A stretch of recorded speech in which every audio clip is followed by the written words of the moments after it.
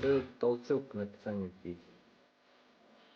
О, это на самом деле вот этот сложный вопрос для меня лично, потому что песни пишутся порой просто, ну, если есть какие-то мысли определенные, то есть, ну, конечно, да, что-то, наверное, порой навевает, но, как правило, это приходит само по себе, не потому что мне, конечно, так захотелось, вот я что-то написал, а просто вот появилось и есть.